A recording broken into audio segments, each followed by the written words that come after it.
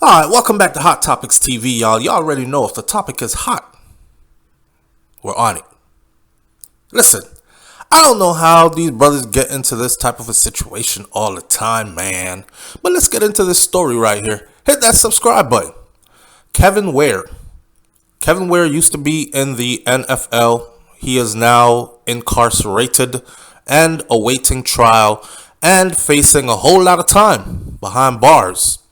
Seems like this snow bunny had too much flavor, and Kevin could not control himself, if all turns out to be true. Kevin Ware has been indicted on murder and tampering with evidence charges in the death of his girlfriend, Taylor Pomansky. Ware, who is now 41 years old, is a former NFL tight end who played for Washington and for San Francisco. Pomansky, his girlfriend, or his dead girlfriend, his 29-year-old dead girlfriend, she was last seen at a party at her home in the Houston suburbs of Spring last April 25th.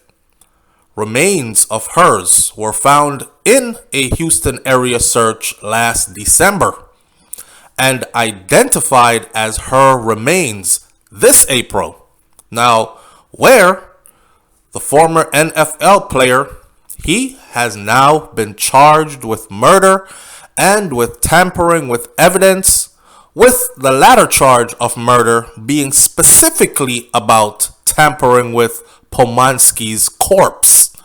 I don't know what he did to the corpse. Did he have sex with the corpse? Did he move the corpse to from location to location? You know, the laws are funny. Those charges for Ware were announced by the Office of Harris County, Texas, District Attorney Kim Ogg on Thursday. Here's some more about this situation. Now, first of all, let me say this. You big old bugbear, Chewbacca, huge black man. And this little snow bunny, boy, they're going to fry you. Former NFL player Kevin Ware indicted on Thursday for murder and tampering with evidence, specifically the corpse in the death of his girlfriend Taylor Pomansky. We appreciate everyone who has come forward. This is what Ogg's office said, released press release from the district attorney's office. We appreciate everyone who has come forward to provide evidence and aid in our investigation. This is what Lacey Johnson, a chief prosecutor in the Major Offenders Division, said, who is handling this case. Although this investigation has been going on since Taylor's disappearance in 2021, the court process is just beginning, and we encourage anyone who has knowledge about what happened to her between Kevin and Taylor, to please come forward. He's Kevin, she's Taylor Pomansky. If convicted of murder, Kevin Ware faces the possibility of being sentenced to 15 years to life in prison. 15 years means you would do no less than 15 years, but you could be in there for life. That's the spectrum on which a jury or a judge will decide, it was a bad murder, but it wasn't so bad. 15 years, or, boy, we gonna get you. Get it done. Fry his ass for our little snow bunny. 55 years. So, however this comes out, it's not looking good for him. Prosecutors presented the evidence to a Harris County grand jury, which determined there was sufficient evidence for criminal charges, said Harris County District Attorney Kim Ogg. We will follow the evidence wherever it leads and apply the law equally to all. Ware is currently jailed in Montgomery County, north of Houston, and he was first arrested on charges of unlawful possession of a firearm by a felon and possession with the intent to deliver controlled substances last April 19th after a speeding stop found him with drugs loaded up like he was the distributor. He was the plug. cocaine. They found some methamphetamine. They found some marijuana. They found a chopper, a loaded AK-47. They found a loaded 9mm pistol, because if the beef went down, he wasn't going out like no punk. And I guess the NFL shit didn't work out too much, so he started slinging drugs. But he was released on bond. Yeah. I thought same thing too. How much can you do to say, throw me in jail, please? Lock the jail and throw away the key, please. A loaded AK-47, a loaded 9mm pistol, methamphetamine in a large amount, marijuana in a large amount, and cocaine in a large amount, packaged and ready for distribution. And he riding around making drop-offs like it's the 80s and he got a beeper on and his clientele is beeping. His sidekick is chirping in the 90s. Burp, burp, and he's getting his money. This is funny. But it ain't so funny. He was arrested again last June 11th for failing to appear in court and check in with the probation officer, as well as for violating his bail conditions with possession of drugs. And this time he was denied bail after that.